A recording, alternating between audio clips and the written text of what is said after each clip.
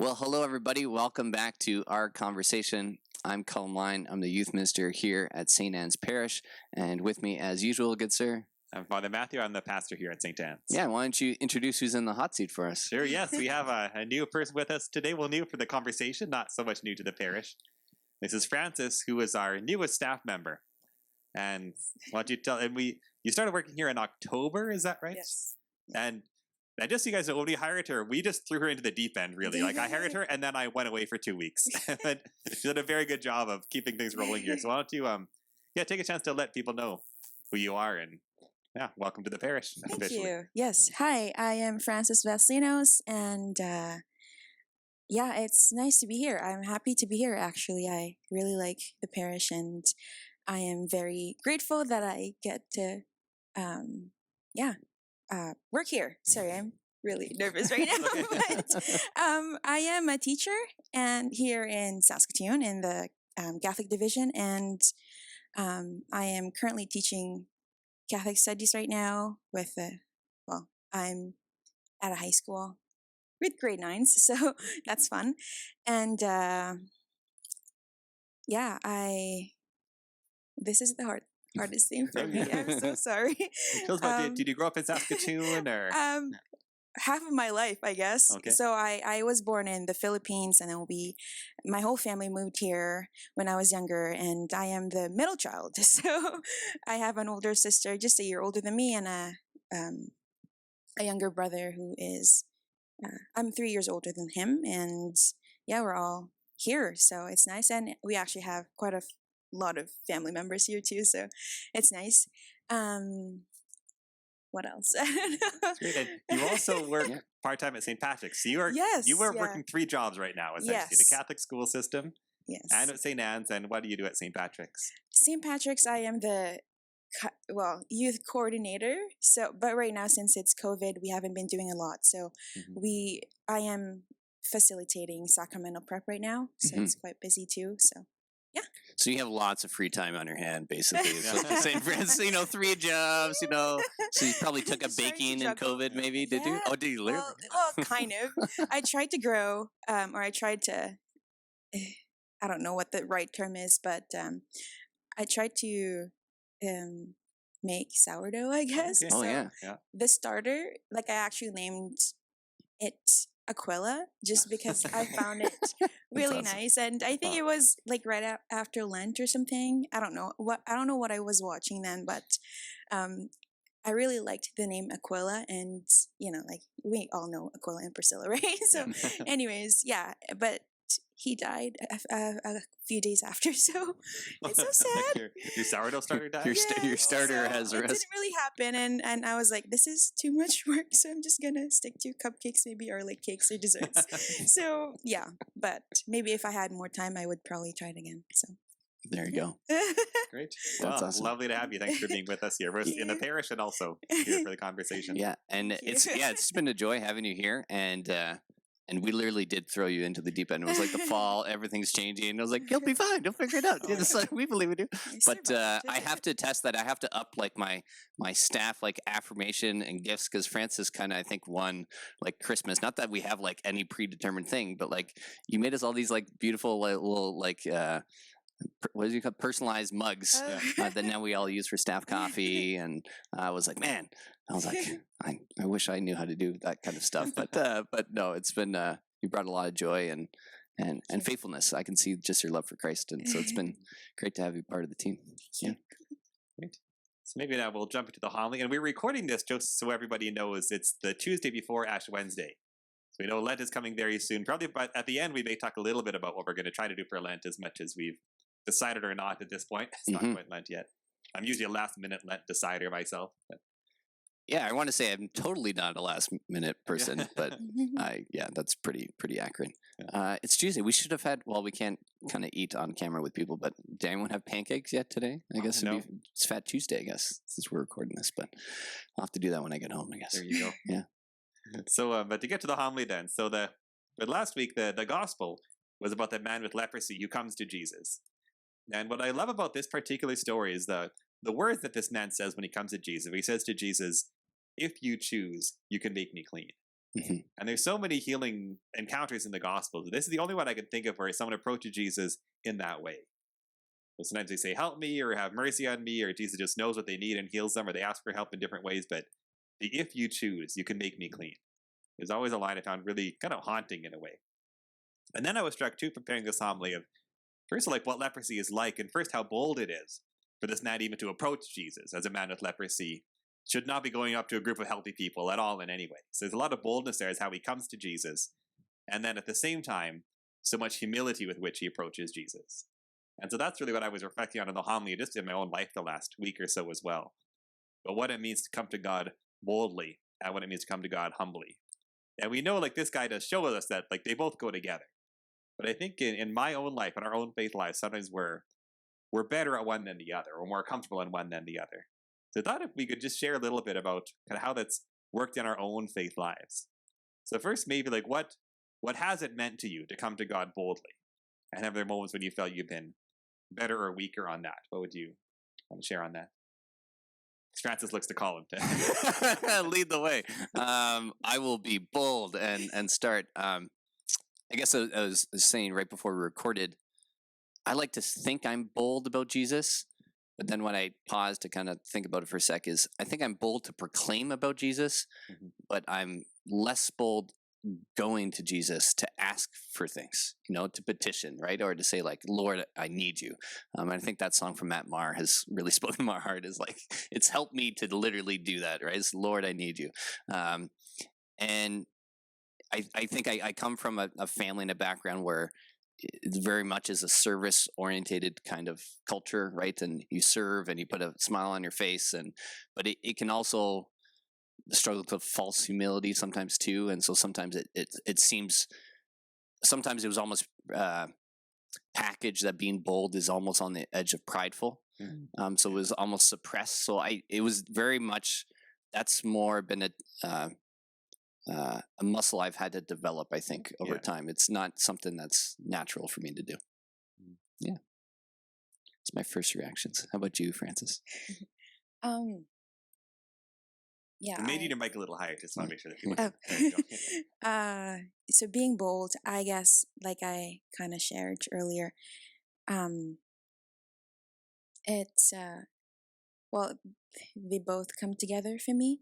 But again, there have been seasons in my life where I was really ashamed of myself, and I was scared to come to Jesus, and I didn't know how to come to him, even though I know that even if I do, he won't mind. He would actually love it, right?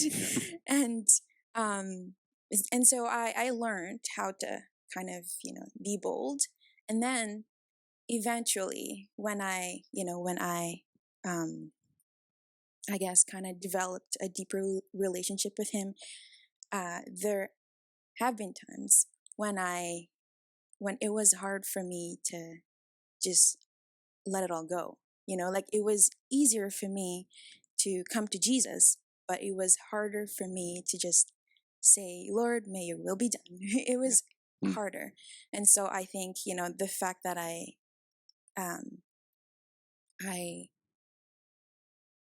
can come to him now, or, like I have more confidence now, it still requires humility when it comes to just letting him do his will. So, yeah. And I appreciate what you said at the beginning about the also struggle in confidence is going before God. Because I know in my own life that's been a struggle as well, and I find it often in ministry a lot as well, especially with those who are getting new to faith or like feeling called to faith but haven't had a chance to get to know the Lord very well. There often is a real timidity in that, a sense of, well, I'm just not the kind of person who should be in church, or who God would want, or I need to fix these things in my life, and then maybe Jesus will have time for me. Yeah, just that last part there of kind of saying, I'm going to stay away, or I'm going to hold back maybe, the request or the way that I come to God, because I'm not, in a sense, clean, right? Like there's work that hasn't been resolved kind of in my own life, and so I'm not worthy in a certain way. That can be kind of a soundtrack or kind of a thought that just kind of can be present in my life, and I see it a lot, especially in youth ministry, ministry. You kind of can encounter that too, is giving people confidence, right? And so I think we had shared sometimes it's through the life of the church, but also through others have been a witness to help me kind of develop a boldness, is to see that like it's nurtured and it's developed, and your line of saying just growing in a relationship with Christ, like to me that kind of ringed out of like the more that I've grown in understanding who Jesus is and who the Holy Spirit is, especially in my life, the boldness has developed because I this maybe does it sound bold even to say it, is like I know who I'm talking to. Yeah. Does that make sense? Maybe it's like because I know, and with that knowledge is maybe there's a bit more trust than there was before, that I'm willing to say that. And as the dad in the room, I guess sometimes I see as when I know my children trust that it's a safe space, they're often much more willing to be honest and to share, right? When they think the hammer is going to come down, they often lie or hide away certain things, right? But if they know that they're going to encounter the Father's embrace and mercy, maybe still justice, but also mercy, sometimes they're actually a lot more forthcoming. Yeah, absolutely. And that seems like it's a theme that's coming up here a few times, is the more we know the Lord, the more we know we can come to him honestly, because that's what he wants, and and he'll love us in that. And you had mentioned before too, Francis, how the sacraments were a big part of your growing in boldness with God. And can you share more about that?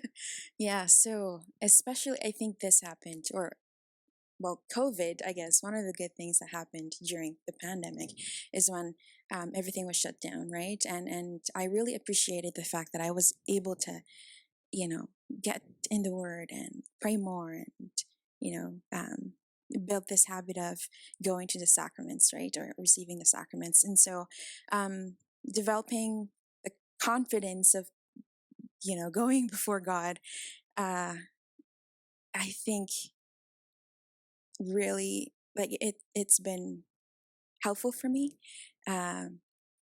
because the fact that we have the sacraments still, right? Like I'm sorry, I'm losing my train of thought here, but I was able to obviously initially it was hard for me to just come and like here you go, right? But I was tired, I guess. Like I got tired of me just kind of just carrying it all on my own, and knowing that I don't have to. And so I guess appreciating that we all have these sacraments that we could receive, then I started kind of putting or getting into the habit of going to confession and adoration and receiving Eucharist, and just all these things that really helped me a lot to I guess develop my relationship with Christ. So. Yeah, thanks. And I love what you say about realizing that I don't need to carry it on myself. Right. So I know for me, I think what I often lack in boldness before God is in a way just wanting to play it cool. Like, I'm fine, I'm doing fine, and I'm not doing fine. Like, I play cool with others and I play it cool with the Lord sometimes. I imagine, like, if this man with leprosy was just, like, not wanting to admit his need, right? Like, there's Jesus, he's healing people. Like, leprosy's not that bad. Like, I'm doing fine. Like, that's often where I find myself being. Wanting to play it cool instead of coming before the Lord with my need.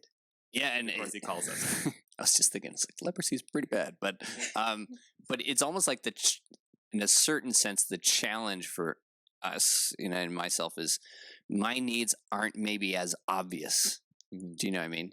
So it's a lot easier for me to play cool and be like, life's fine. I had a great weekend. And I was like, actually, I cried myself to sleep 3 nights in a row, right? Like the world doesn't necessarily know that, or the crisis of faith you have at 3 a.m., or, that your kid is screaming and you can't console them and you feel helpless, or like, there's so many of those things.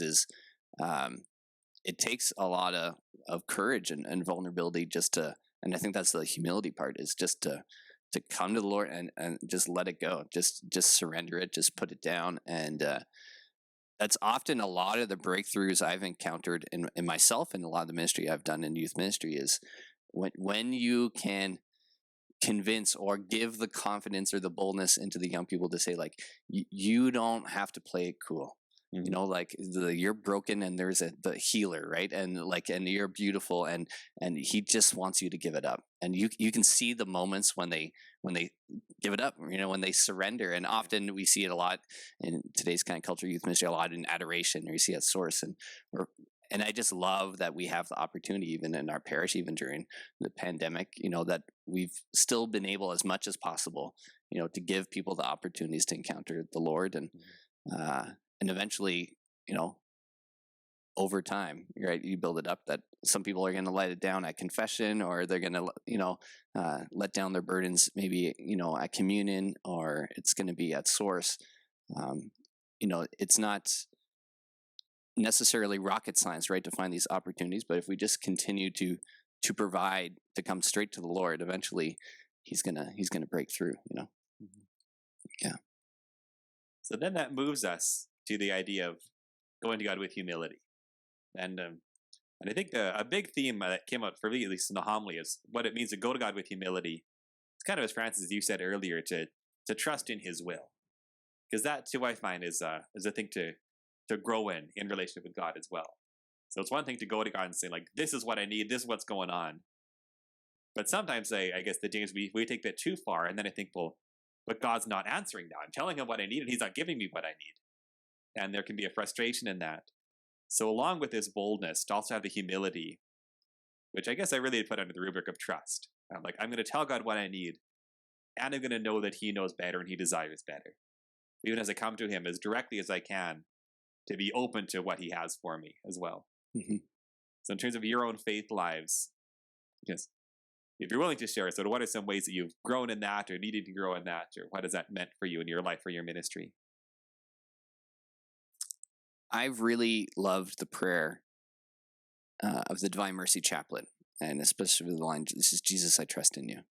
And that's sometimes become one of the prayers, actually, during the pandemic, that my son and I were leading often. 3:00, on Facebook, or live streaming, and Ezra would join, and it was fun that's become a prayer that he's mostly memorized and developed. And sometimes at communion at church, and all heck is breaking loose, I try to just hold him for 1 second and say, like, that's Jesus, and say a little prayer, and then usually I just try to get him to say, Jesus, I trust in you 3 times. And just hearing those 3 words from my son, those 3 lines, I guess, and it reminds me of, like, if all I can teach him is to trust in Jesus. And it's a good reminder for me too, right? That if I'm saying these words, how well am I actually doing it? So that's kind of a prayer that I go to, because it's a good check-in to me of, like, what am I trusting my finances? Am I trusting my marriage? Am I trusting my work? And usually at least 2 or 3 of those I struggle to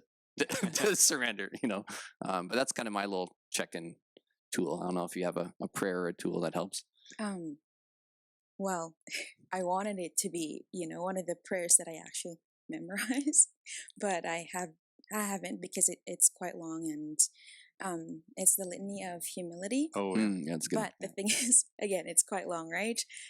But the response there, like deliver me, oh Jesus, that's kind of, like I pray, or I just tell him, this is what's bugging me, deliver me, oh Jesus. That's kind of what I've been, using. And the Jesus, I trust in you as well. This struck me because it was Father Matthew actually that kind of reminded me that, well, you can just let it all go and, pray, Jesus, I trust in you.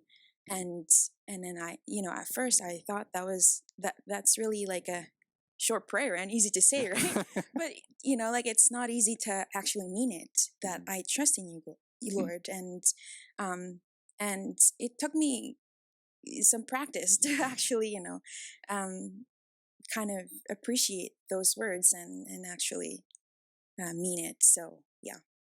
No, Same absolutely. as you. Yeah, that's awesome. I love that the Litany of Humility is a good one. Yeah, actually, I was just thinking about that too, because I went to confession recently to my spiritual director, And that was my penance, was to pray the Litany of Humility. And I was actually like a little bit offended when he gave it to me. It's like, I didn't confess pride directly, but clearly it was, and he was right. It was definitely in there. Like, what are you saying? That's amazing. He's a wise man. Yeah. You said this, but this is really what you need. Shoot. Yes, that is true. That's awesome. But yeah, it's a really powerful prayer, and that penance has really brought it back to me. There's a time when I prayed it more regularly, and then I really lost it. So it was good to have it on my mind and heart again. And for those of you who don't have it, if you just Google Litany of Humility, you can find it pretty easily online. Yeah, I can put it in the show notes maybe and link it is to a it. challenging but also a beautiful prayer. Yeah, I meant some of you might know of this thing called Exodus 90, which was like a kind of it's like super Lent. It starts in January and goes to Easter. But there's an Exodus 40 that starts tomorrow, which is shorter, and you can you don't have to do all the crazy stuff. It's only half crazy. So, and I think there's a female version too, but I forget the name of it. Anyways, but I was meeting with my small group a couple of years ago, and we were going to go into it, and I meant to propose. I was like, I really love this prayer. Maybe every day, let's pray. I meant to say the Litany of Trust, which is also a beautiful litany, but a little less like spoon to the heart, right? Yeah. And but I said Litany of Humility, and the first day I went to pray it, and I was like, this is not the one I wanted. And then I realized that it's the one the Lord wanted, it's right? Because it really puts you front and center of what you got to work on. But that's a good one.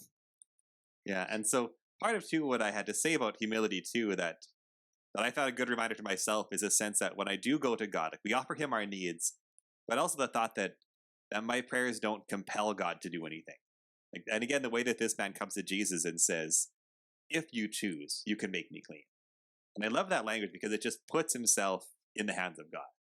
Mm-hmm. It is a bit of saying, Jesus, I trust in you as well. Like, this is what I think I want, but I know that you know better, and I know that you desire better. Yeah. And yeah, it's a good example because sometimes when I hear that, story, I was like, of course he wants to make you clean. Like, why would you even question him? I was like, Jesus isn't a jerk. Of course he's going to heal you. Like, that's like, sometimes I catch myself like that. But it's him deferring to say, it's up to you, and sometimes maybe is my fight with humility of, I have an expectation of how the Lord needs to show up and when to show up and how to show up. And maybe I need to be more like him, but I can struggle. I was struck by that idea of that compelling or control. I like to have my hands on everything. I don't know if that's a struggle for you, Francis. Well, yes, it's been a big thing actually, quite a lot lately. But I just remembered because Father mentioned that he just talked to his spiritual director. I remember what my spiritual director told me about just opening our hands. So I kind of know French a little bit, and then she is French Canadian. So she shared a word with me, and she said that like this could be a prayer. And then what is it? And then at first I actually couldn't pronounce it. I'm not sure if I'm gonna be able to pronounce it correctly. Maybe you could correct me, Colm. But accueillir, like to welcome, accueillir. I think accueillir. But anyways, I'll trust you on this. Yeah. But anyways, so it's to welcome. So I was like, okay, so and then what do I do, right? Like at first I didn't understand, but then like accueillir, to welcome what's present right now, to welcome what you are and what's happening right now is one of the keys. How like one of the keys to actually letting it go, right? Because sometimes we're too quick of letting it go, or whatever. Let's say life gives us something, and we're just too quick to just like kind of shove it aside and like I'm not gonna deal with that, right? Like or maybe we think that we're already dealing with it when we just kind of like put it on the side, right? But then we actually have to welcome it first and actually acknowledge that this is present and this is what's happening right now, and that and so you welcome it, right? And you hold it in your heart, and then you lift it up. So that just reminds me of her, and that is beautiful. It makes I like me think that. of Jean-Pierre de Caussade. He wrote the book Abandonment to Divine Providence, and that's a big part of it, is recognizing that the will of God in what's happening in your life right now.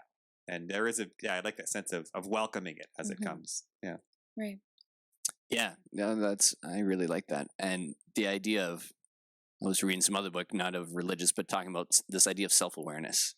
and just the idea of, to me, humility is really linked with not leaked linked with honesty.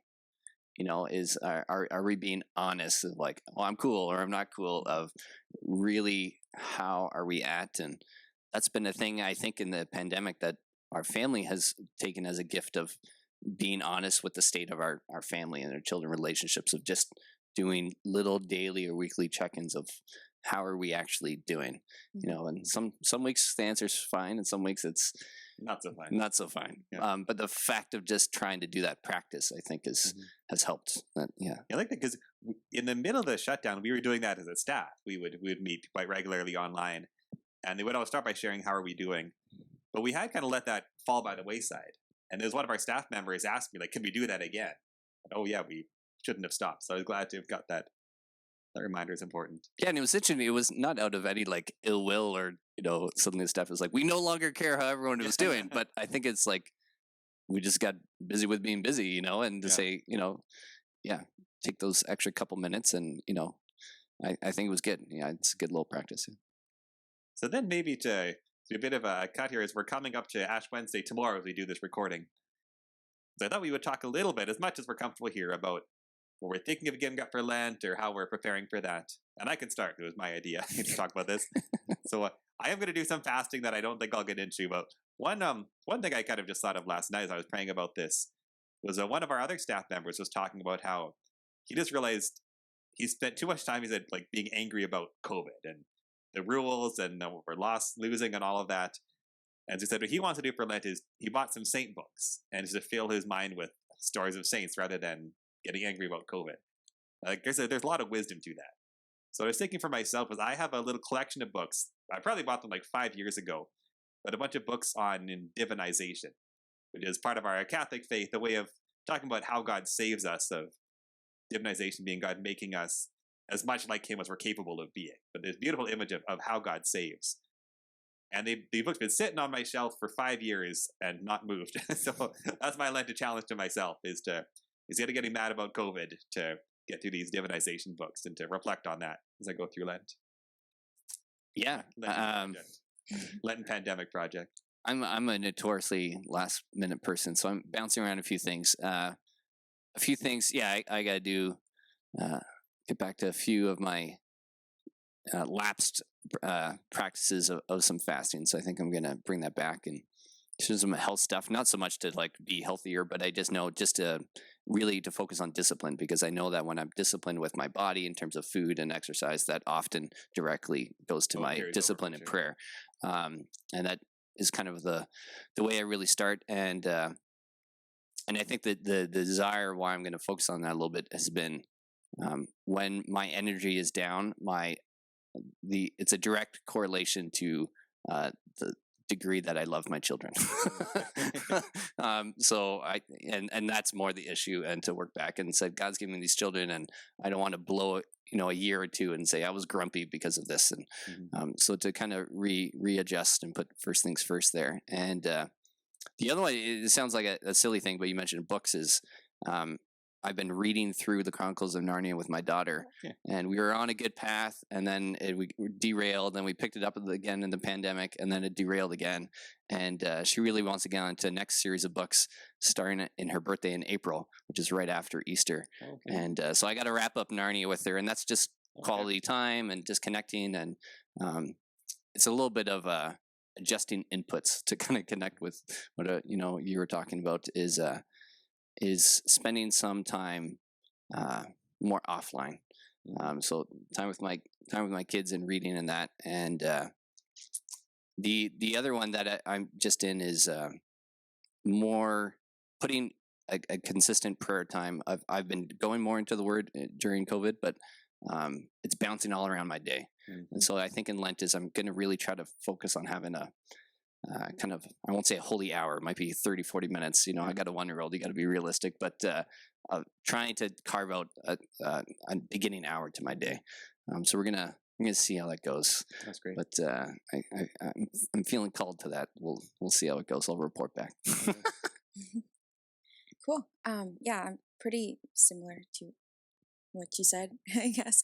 Fasting. Yeah, I'm gonna I've tried before, and like, I don't know how I'm gonna do it this year, but we'll see. I guess it's gonna be a last minute decision for me too. But another thing that I want to get into this year again is I have this book that I got last year, and I never finished it. And that's actually a bad habit of mine. I have like tons of books.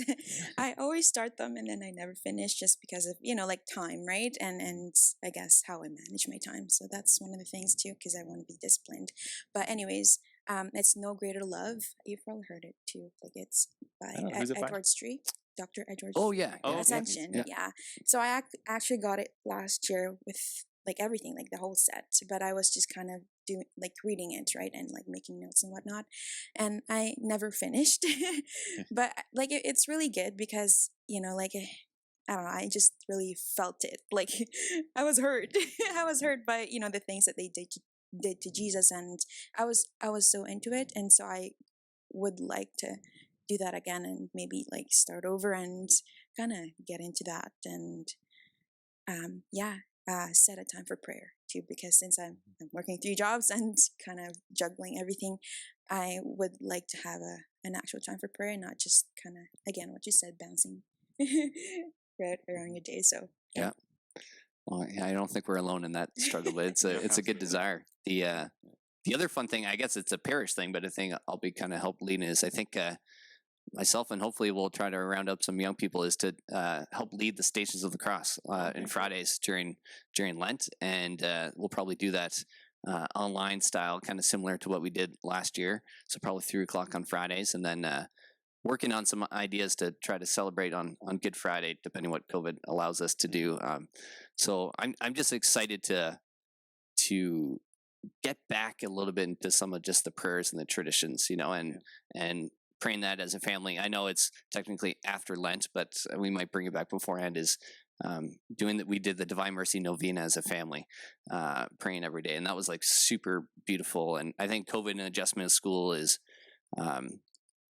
that's in my brain. I don't have any plan. I got to talk with my wife and the kids because the family's more than one person. But just doing a bit more of a intentional family prayer time, if it's that or something else, is that really was a great blessing early on in COVID for our family. Was it stripped away a lot of different busyness that we had the ability to sit around a lot easier and pray together. And I don't want to let that gift slide away again. Yeah. No, that's great.